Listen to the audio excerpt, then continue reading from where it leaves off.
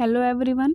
तो आज हम लोग करेंगे क्लास 8 की बुक भारत की खोज का चैप्टर नंबर 3 जिसका नाम है सिंधु घाटी सभ्यता। आज हम इस पार्ट के प्रश्नोत्तर करेंगे। तो चलिए स्टार्ट करते हैं। पहला प्रश्न है, सिंधु घाटी सभ्यता के चिन्ह कहाँ कहाँ विद्यमान है। इसका उत्तर है सिंधु घाटी सभ्यता के चिन्ह सिंधु में मोहनजोदड़ो तथा पश्चिम पंजाब में हड़प्पा में विद्यमान है। इसका उत्तर 2 ही लाइन का था। उसके बाद है प्रश्न नंबर 2, पठित पाठ में सिंधु घाटी सभ्यता की कौन कौन सी विशेषताएं बताई गई हैं। तो इसका उत्तर है हमारा सिंधु घाटी की सभ्यता की निम्नलिखित विशेषताएं बताई गई हैं। फर्स्ट पॉइंट है, सिंधु घाटी की सभ्यता भारत की प्राचीन सभ्यता है। यह सभ्यता धर्मनिरपेक्ष सभ्यता थी। सिंधु घाटी के व्यापारी लोग धनी थे। सिंधु घाटी सभ्यता फारस, मेसोपोटामिया और मिस्र की सभ्यताओं से बेहतर थी। इस सभ्यता के नगर अत्यंत सुनियोजित थे। इस प्रश्न का उत्तर जो है वो पॉइंट्स में था, तो ये बहुत ही ज़्यादा इम्पोर्टेंट क्वेश्चन है। अब है प्रश्न नंबर 3, सिंधु घाटी की सभ्यता में उन्नत तकनीकी भी थी। पठित पाठ के आधार पर सिद्ध कीजिए। इसका उत्तर है हमारा सिंधु घाटी की खुदाई से जिन हमामों एवं नालियों की जानकारी प्राप्त हुई है वे नाली तंत्र आज भी उपयोगी सिद्ध होते हैं। यह तथ्य यह सिद्ध करते हैं कि सिंधु घाटी सभ्यता में उन्नत तकनीकी भी थी। अब है प्रश्न नंबर 4, सिंधु घाटी की सभ्यता का अंत कैसे हुआ होगा। तर्कपूर्ण उत्तर दीजिए। तो इसका उत्तर हो जाएगा सिंधु नदी में बहुत भयंकर बाढ़ें आती थी जो अपने साथ गांव के गांव बहा ले जाती थी। सिंधु घाटी भी इस नदी के प्रकोप का शिकार बनी होगी। ऐसा हमारा तर्कपूर्ण उत्तर है। प्रश्न नंबर 5, इस पाठ में हमारे बहुत अधिक प्रश्न हैं क्योंकि जो हमारी बुक है उसमें का ये सबसे बड़ा चैप्टर है और इसके उत्तर भी जो हैं वो बहुत बड़े बड़े हैं। तो चलिए इसका 5वां प्रश्न करते हैं। आर्य कौन थे और वे कहाँ से आए थे। तो इसका उत्तर है हमारा आर्य कौन थे और वे कहाँ से आए थे। इस प्रश्न का उत्तर ठोस रूप में उपलब्ध नहीं है। इस बारे में विद्वान लोग ने केवल अनुमान ही लगाए हैं। कुछ विद्वान मानते हैं कि वे दक्षिण भारत से आए थे क्योंकि आर्यों एवं दक्षिण भारत की द्रविड़ जातियों के बीच कुछ समानताएं पाई जाती हैं। यह भी कहा जा सकता है कि ये मोहनजोदड़ो से कई हजार वर्ष पूर्व आए थे। पश्चिमोत्तर दिशा से भी भारत में कई कबीले और जातियां आई रहीं और यहाँ समाती गईं। अतः स्पष्ट रूप से कुछ नहीं कहा जा सकता कि आर्य कौन थे और वे कहाँ से आए थे। यही माना जाता है कि वे भारत के ही संतान थे।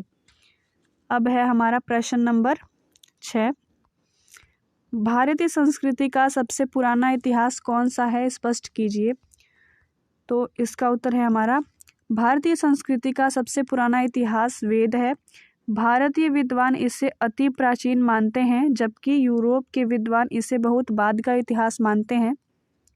बहुत से यूरोपीय विद्वानों का मत है कि वेदों का काल ईसा पूर्व 1500 है, किंतु मोहनजोदड़ो की खुदाई के बाद से इन प्रारंभिक भारतीय धार्मिक ग्रंथों को अधिक पुराना माना जाने लगा है।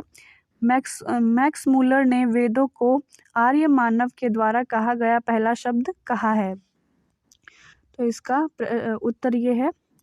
अब है प्रश्न नंबर 7, वेदों और अवेस्ता में क्या समानता है। वेदों की रचना भारत की भूमि पर हुई जबकि अवेस्ता की रचना ईरान में हुई थी। वेदों और अवेस्ता की भाषा में अद्भुत समानता है। भारत की भूमि पर प्रवेश करने से पहले आर्य अपने साथ उसी कुल के विचारों को लेकर आए थे जिससे अवेस्ता की रचना हुई थी। वेद भारत के अपने महाकाव्यों की संस्कृति की अपेक्षा अवेस्ता के अधिक निकट प्रतीत होते हैं। ये था भारत और अवेस्ता में समानता। उसके बाद है प्रश्न नंबर 8। प्रश्न 8 है, वेद शब्द का अर्थ बताकर उनकी प्रमुख विशेषताएं भी बताएं। अब यहाँ पे वेद के बारे में बताना है तो वेद, इसको हम ऐसे लिख सकते हैं, वेद शब्द की व्युत्पत्ति विद धातु से मानी जाती है जिसका अर्थ है जानना, वेद का सामान्य अर्थ है ज्ञान का संग्रह। वेदों की निम्नलिखित विशेषताएं हैं। तो इसमें 6 पॉइंट हैं इस पूरे उत्तर में। तो पहला पॉइंट है हमारा, वेदों में मूर्ति पूजा या किसी देव मंदिर की आराधना का वर्णन नहीं है। वेदों में आत्मा की अपेक्षा जीवन पर बल दिया गया है। तीसरा है, वेदों में मृत्यु के पश्चात किसी प्रकार के अस्तित्व का स्पष्ट संकेत या विश्वास नहीं है। चौथा है, वेदों में प्रकृति के सौंदर्य और रहस्य का वर्णन उपलब्ध है। पांचवा है, वेदों में काव्य संग्रह है। छठा है और अंतिम है ये, वेद मनुष्य के उन साहसिक कार्यों का संग्रह है जो प्राचीन काल में किए गए थे। अब है हमारा प्रश्न नंबर 9, भारतीयों के परलोक परायणता पर नेहरू जी ने क्या कहा था? तो इसका उत्तर है, नेहरू जी ने परलोक परायणता में विश्वास रखने वाले लोगों के विषय में कहा था कि किसी देश में गरीब एवं अभागे लोग परलोक में विश्वास करने लगते हैं जब तक वे क्रांतिकारी नहीं हो जाते। यही बात गुलाम देश का लोगों पर लागू होती है। यही हाल भारतीय जनता का भी था। उसके बाद है हमारा प्रश्न नंबर 10, भारत में जाति व्यवस्था के क्या दुष्ण परिणाम सामने आए? प्रश्न नंबर 10 है ये। इसका उत्तर है हमारा, भारत में जाति व्यवस्था का आरंभ समाज के सुदृढ़ करने के लिए किया गया था, किंतु आगे चलकर जाति व्यवस्था ने गलत रूप धारण कर लिया। समाज में जातिगत भेदभाव बढ़ गए। इससे समाज की एकता को भी भारी हानि पहुंची। समाज कई वर्गों में बंट गया, जिससे समाज का सही विकास नहीं हो सका। उसके बाद है हमारा प्रश्न नंबर 11, उपनिषदों की प्रमुख विशेषताओं का उल्लेख कीजिए। यहाँ पे अब उपनिषदों के बारे में बताना है हमें। तो ये भी जो है बहुत इम्पोर्टेंट क्वेश्चन है। इसमें 7 पॉइंट हैं टोटल, तो इसको हम पढ़ते हैं। उपनिषद वेदों के बाद की रचनाएं हैं। इसका समय ईसा पूर्व 800 के आसपास बताया जाता है। उपनिषद में जांच पड़ताल की चेतना और सत्य की खोज पर बल दिया गया है। तीसरा पॉइंट है, उपनिषदों में विचार के लिए वैज्ञानिक पद्धति अपनाई गई है। चौथा है, उपनिषदों में आत्मबोध पर बल दिया गया है। और पांचवा है, इनमें जादू टोने एवं पाठ पूजा को व्यर्थ कहा गया है। छठा है, इनका सामान्य झुकाव अद्वैतवाद की ओर है। सातवां और अंतिम है ये, इसमें कहा गया कि इनमें सामंजस्य के मार्ग को अपनाया गया है ताकि समाज में व्याप्त मतभेदों को दूर किया जा सके। उसके बाद है हमारा प्रश्न नंबर 12। इसमें बहुत अधिक प्रश्न हैं इस पाठ में। तो ये है प्रश्न नंबर 12, उपनिषदों की प्रार्थना किस हेतु की गई है? तो इसका उत्तर है, उपनिषदों में प्रार्थना का प्रमुख लक्ष्य मानव जीवन की बेहतरी है। उनकी प्रार्थना में कहा गया है कि हे ईश्वर, मुझे अस्त से सत अर्थात अज्ञान से ज्ञान की ओर ले चल, अंधकार से मुझे प्रकाश की ओर ले चल, मृत्यु से मुझे अमरत्व की ओर ले चल। अतः स्पष्ट है कि उपनिषदों की प्रार्थना में निराकार ईश्वर को संबोधित किया गया है कि मनुष्य को जीवन के सही मार्ग पर ले चल। उसके बाद है हमारा प्रश्न नंबर 13, उपनिषदों में अभिव्यक्त व्यक्तिवादी दर्शन पर प्रकाश डालिए। इसका उत्तर हो जाएगा हमारा, व्यक्तिवाद का अभिप्राय है कि व्यक्ति को केंद्र में रखकर किया गया विचार। उपनिषदों में इस बात पर बल दिया गया है कि मनुष्य द्वारा हर क्षेत्र में उन्नति करने के लिए उसका शरीर स्वस्थ हो, मन स्वच्छ हो, तन और मन दोनों अनुशासन में हो।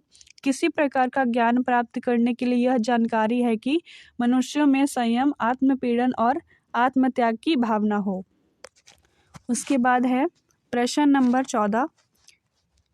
ये क्या है प्रश्न, भारतीय आर्यों पर व्यक्तिवाद का क्या प्रभाव पड़ा? इसका उत्तर है हमारा, भारतीय आर्यों पर व्यक्तिवाद का यह प्रभाव पड़ा कि लोग आत्म केंद्रित हो गए। वे अपने ही बारे में सोचने लगे थे। उन्हें समाज की कोई चिंता नहीं थी। उन्होंने समाज के प्रति अपने कर्तव्य का पालन ही नहीं किया। अलगाववाद और ऊंच नीच की भावना पर बल दिया जाता रहा। जाति व्यवस्था को बढ़ावा देने के कारण लोगों में जड़ता का विकास हुआ और रचनात्मक शक्ति कमजोर पड़ गई। उसके बाद है प्रश्न नंबर 15, भौतिकवादी विचारधारा पर प्रकाश डालिए। तो इसका उत्तर है हमारा, भौतिकवादी विचारधारा एक ऐसी विचारधारा है जिसमें कर्म पर विश्वास किया जाता है। वे परमात्मा के अस्तित्व में विश्वास नहीं रखते। उनके अनुसार वास्तविक अस्तित्व को विभिन्न रूपों में विद्यमान पदार्थों और इस दृश्यमान संसार का है। इसके अतिरिक्त न कोई स्वर्ग है, न नरक और न ही शरीर से अलग आत्मा। इस विचारधारा में जादू टोनों, अंधविश्वास, धर्म और यहाँ तक कि ब्रह्म विज्ञान का भी विरोध किया गया है। इसके अनुसार मनुष्य को बंधन रहित व्यवहारिक जीवन जीना चाहिए। उसके बाद है हमारा प्रश्न नंबर 6, कौटिल्य का अर्थशास्त्र कब लिखा गया था और उसमें किन विषयों का वर्णन किया गया है। तो इसका उत्तर है, कौटिल्य का अर्थशास्त्र ईसा पूर्व 4वीं शताब्दी में लिखा गया था।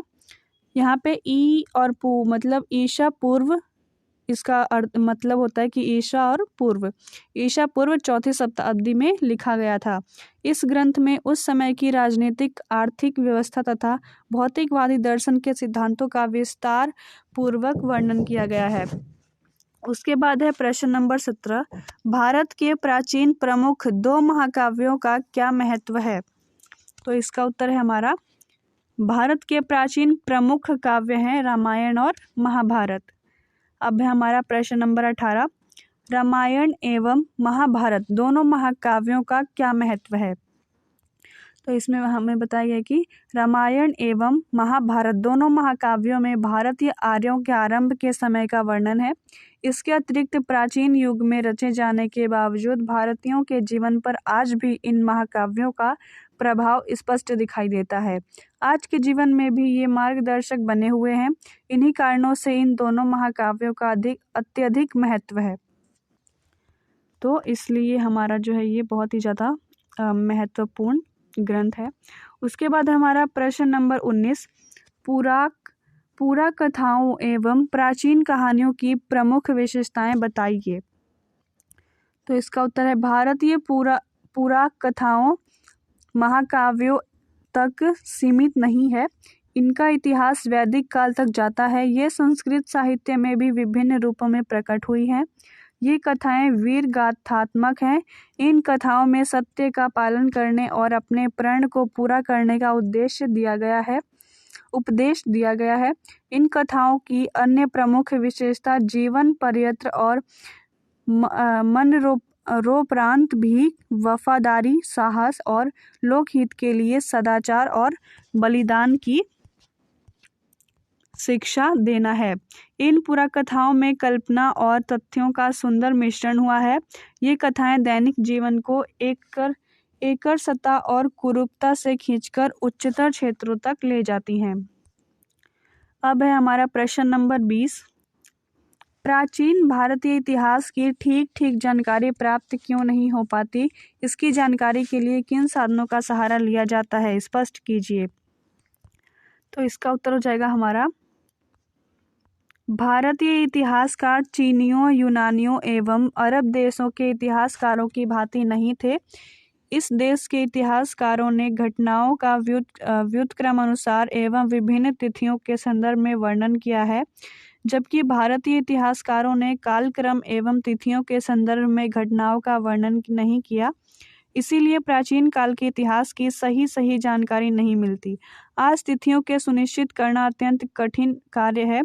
इनकी स्पष्टता के लिए इतिहास की समकालीन अभिलेखों, शिलालेखों, कलाकृतियों, इमारतों के अवशेषों, सिक्कों, संस्कृत साहित्य एवं विदेशी यात्रियों के सफरनामों आदि साधनों का सहारा लेना पड़ता था। अब है प्रश्न नंबर 21, प्राचीन भारत का पहला इतिहास ग्रंथ किसने कौन सा और कब लिखा। तो पहला इतिहास ग्रंथ ये है हमारा, प्राचीन भारत का पहला इतिहास ग्रंथ कलहण द्वारा लिखा गया, जिसका नाम राजतरंगिणी है।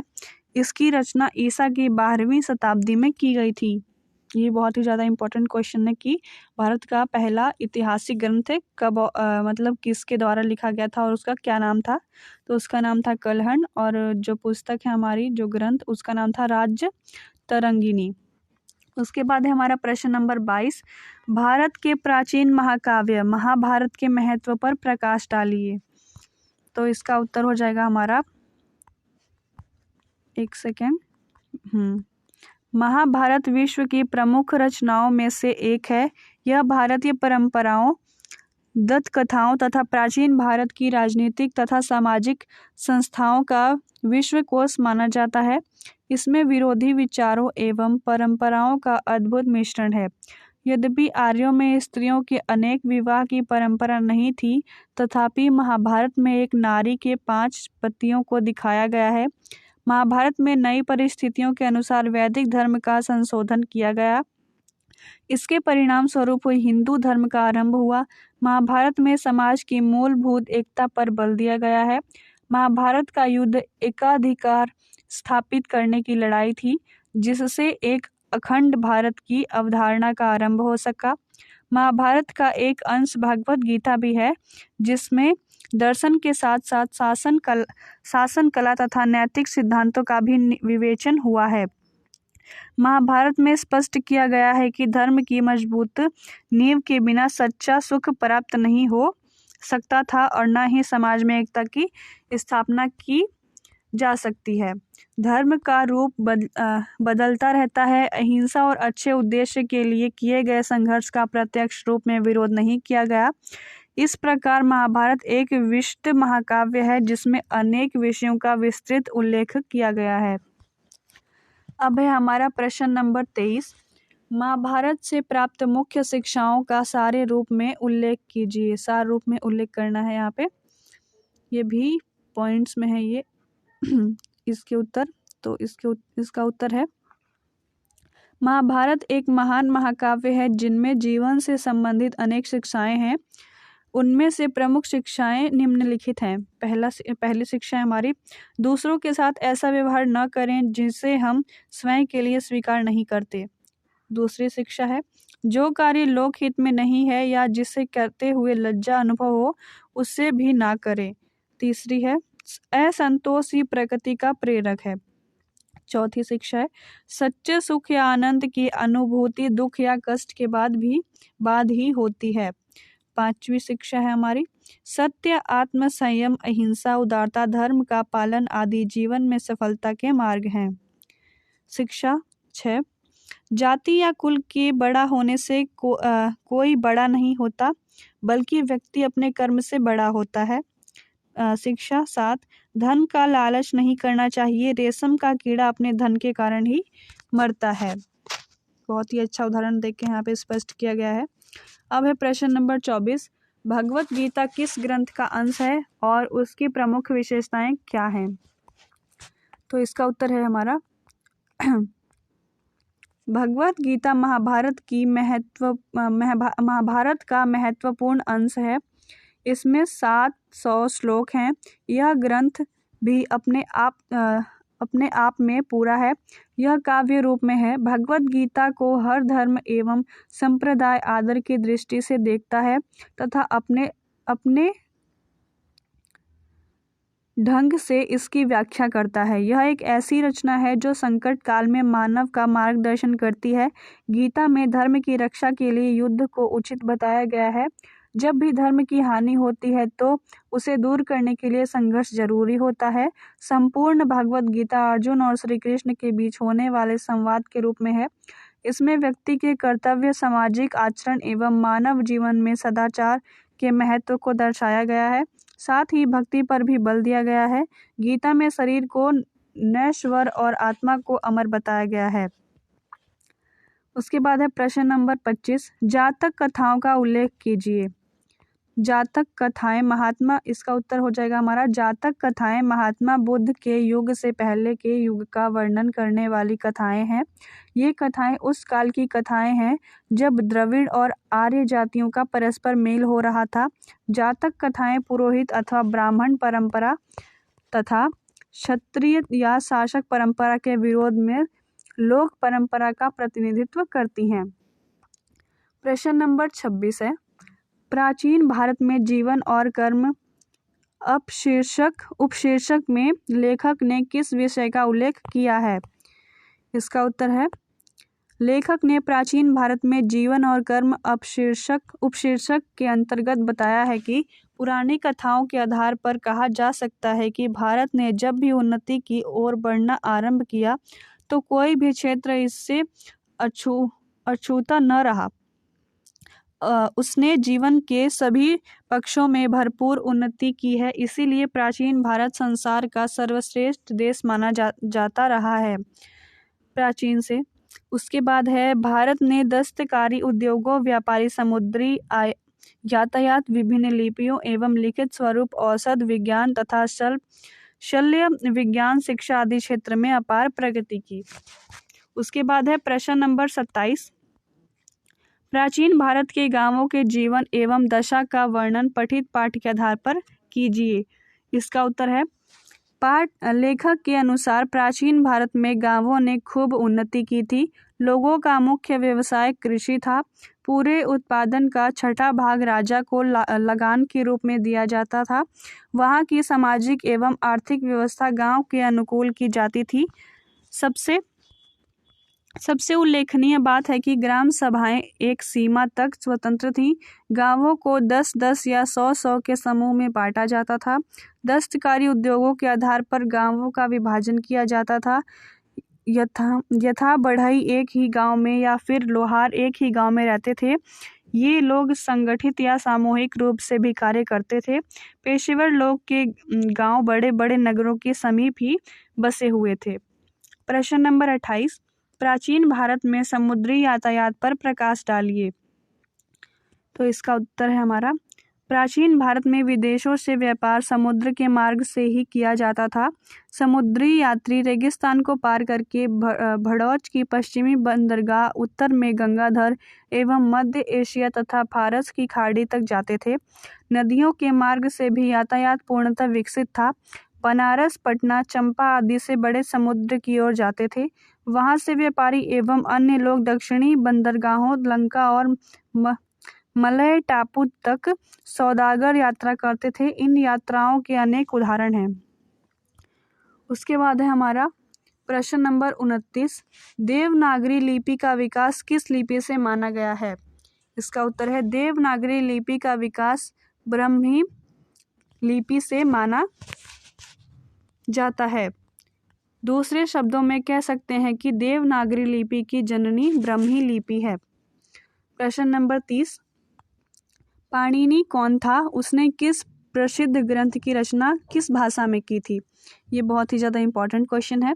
तो इसका उत्तर है पाणिनि संस्कृत का महान विद्वान था। उन्होंने संस्कृत भाषा के प्रसिद्ध व्याकरण ग्रंथ अष्टाध्यायी की रचना की थी। उसके बाद है प्रश्न नंबर 31।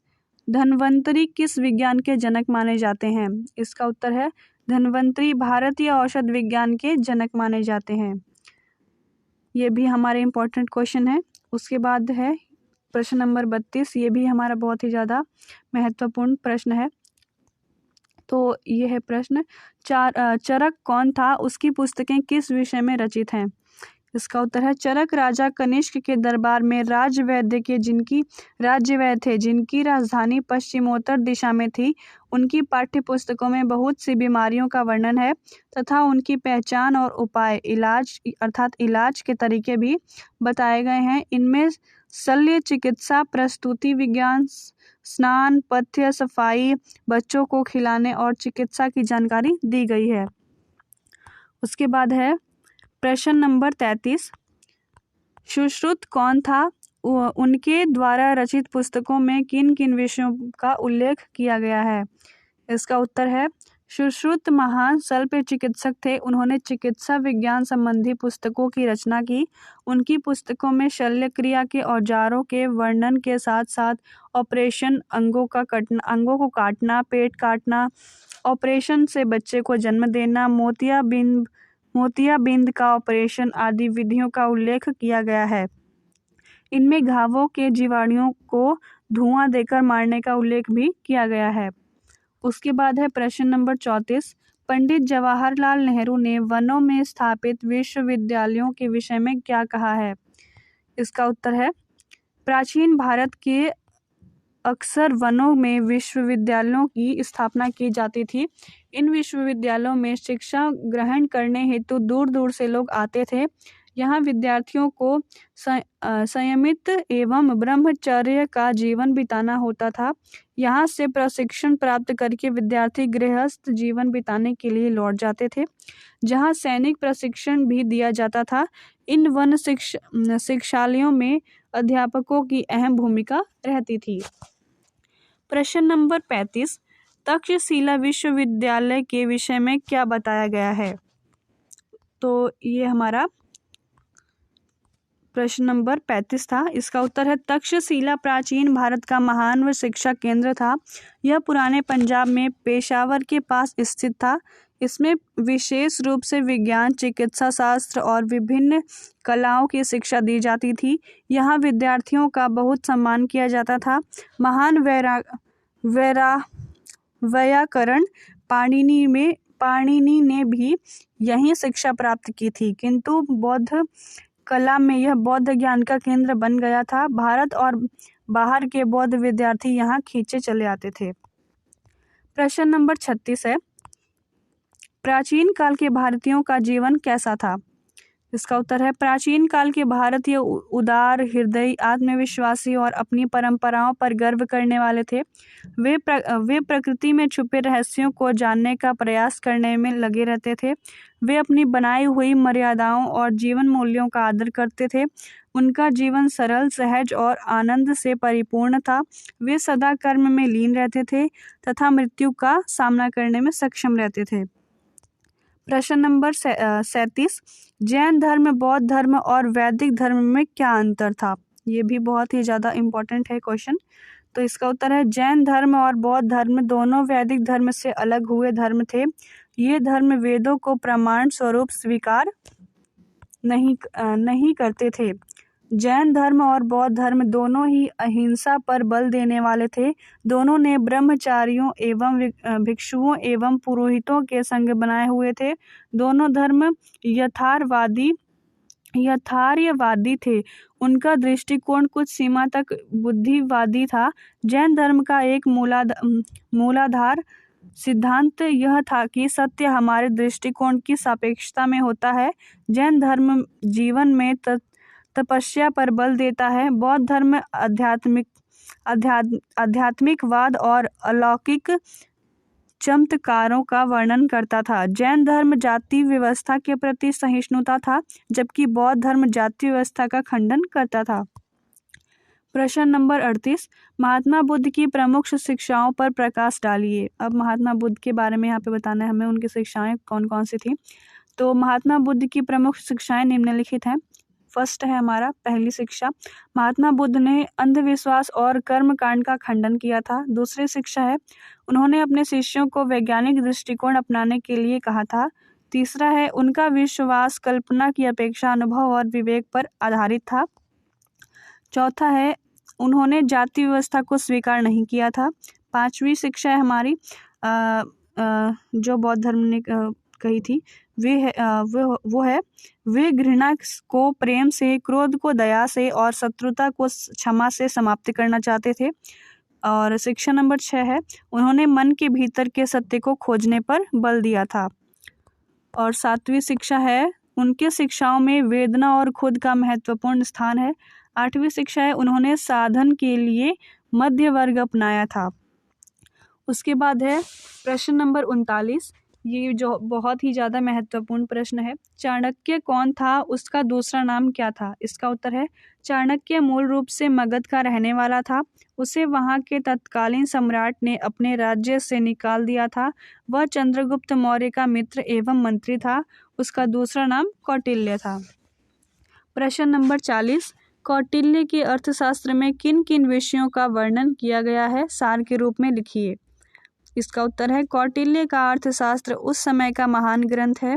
इस ग्रंथ में शासन के सिद्धांत, व्यवहार, चंद्रगुप्त की सेना, व्यापार और वाणिज्य, कानून और न्यायपाल और नगर व्यवस्था, लगन, विवाह और तलाक, स्त्रियों के अधिकार, कर, विभिन्न उद्योगों धंधे, जहाज और जहाजरानी, निगमें, जनगणना, जेल, विधवा विवाह आदि का वर्णन हुआ है। इतनी सारी चीज़ों का वर्णन मतलब देख लो आप, किया गया था अर्थशास्त्र में, किया गया है।